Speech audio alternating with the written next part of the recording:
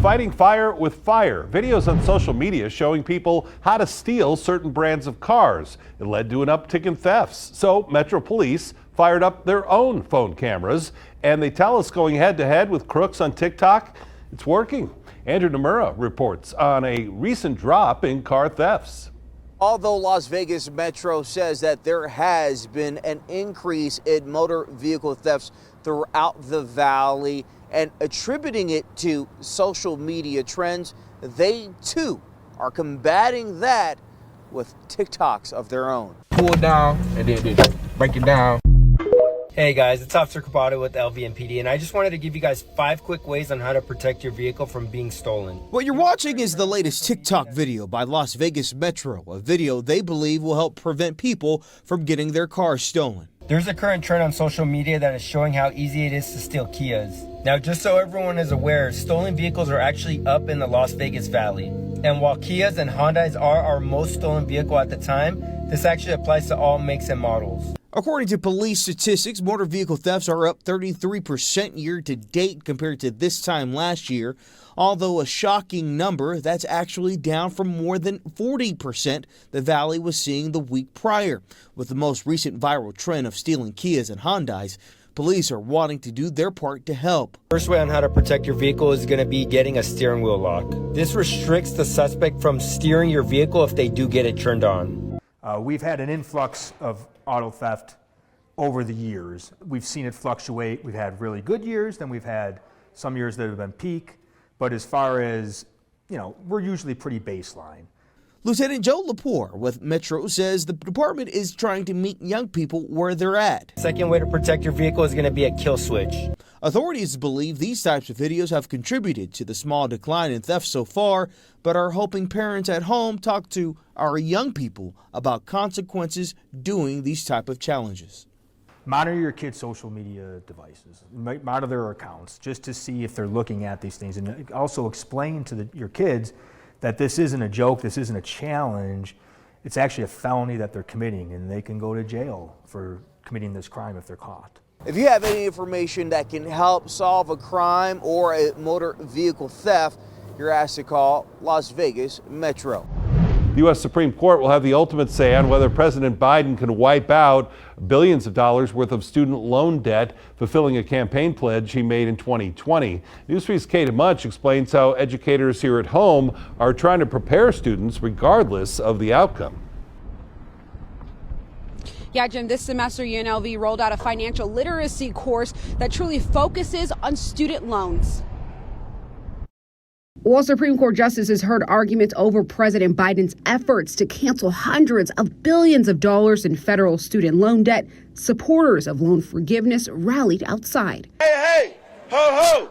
Student debt has got to go! The conversation surrounding student loan repayment has encouraged the Department of Finance at UNLV to teach more financial literacy. How to open a bank account, how to open a stock brokerage account, how to save for the future, how to assess a loan, how to apply for a loan. Dr. Daniel Chi says they've developed 2 financial literacy courses covering a range of money management topics, but they'll also hone in on student loans.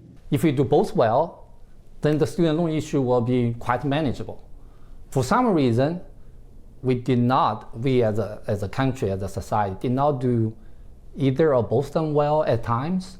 So some students took a lot of loans, went to school, got degrees, but they couldn't get the job that they expected. During the 2023 State of the University address, Dr. Keith Whitfield says it's something he wants to start at UNLV and expand to CCSD schools. We will plan to provide workshops and certificate programs for students so they learn how to manage their financial assets while at UNLV and also across their whole life course. However, in a recent survey, 88% of adults agree that personal finance class should have been taught in high school, and 80% say they wish they would have taken the class themselves. I agree that we should teach it in high schools because you usually take out student loans at the start of your college career. So I think that if you're going into college, you probably already have taken a student loan at that point.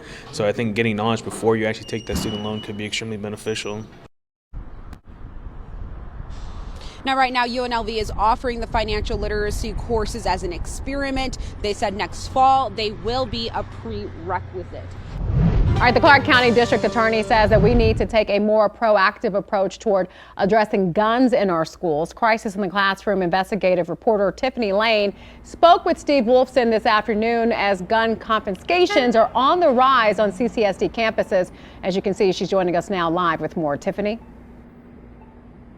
Yeah, Latoya, numbers are showing that gun confiscations in our local schools are up, and these are schools where thousands of students and staff go every day. It's supposed to be a place where they feel safe, where they can learn in a positive learning environment. But what is being done about it? Today I spoke with Clark County District Attorney Steve Wolfson about action. It's scary because when I went to high school, which was a few years ago, if there were disputes on campus, you know, we met at the flagpole or we met down the street and there was a fist fight. There weren't weapons with kids and on campuses like there are now. Clark County District Attorney Steve Wolfson spoke with Channel 3 after a week where 5 guns were found on Clark County School District campuses. This brought gun confiscations up 30% from the same time a year ago. I've spoken with some of the school district officials. I've spoken with the chief of police. I've spoken with some of his higher level officers of what they're doing and whether they should be sending cases over. But I think more discussions are appropriate. Where are the guns coming from? They're getting them from the home. They're getting them on the street. Certain gang members are getting them from fellow gang members. Guns are stolen out of homes. Wolfson says his office is quick to prosecute if a student is found with a gun. Mandatory arrest, mandatory detention.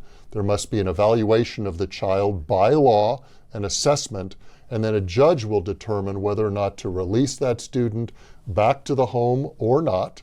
And there have to be consequences, perhaps expulsion. And in some cases, parents are getting charged too, sometimes with child endangerment or serious felonies. I think adults have to be a little bit more diligent in securing their weapons. Crisis in the Classroom viewer Donna agrees. These parents that have these children that bring the guns to school need to be held accountable. What else would Wolfson like to see? I think the school district needs to get together with its own police department and its administrators and law enforcement and have some roundtable discussions of whatever we're doing right now isn't working.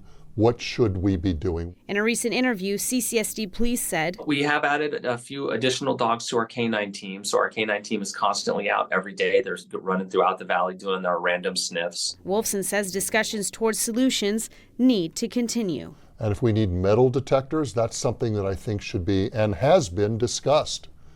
We have some searches that occur of lockers.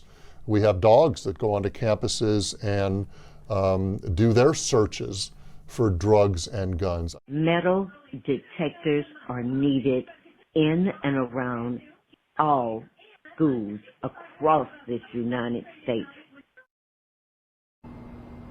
Now, District Attorney Wolfson says he doesn't know why the gun confiscations are on the rise in our schools, but he says that it could be a matter of things that we have to have discussions about. Is it COVID related? Is it because kids just don't feel safe at school? But these are discussions he says that families as well as schools, counselors, law enforcement need to have together. But for now, continue sending me your tips on issues, including gun violence in our schools, to my tip line. You can scan that QR code on your screen.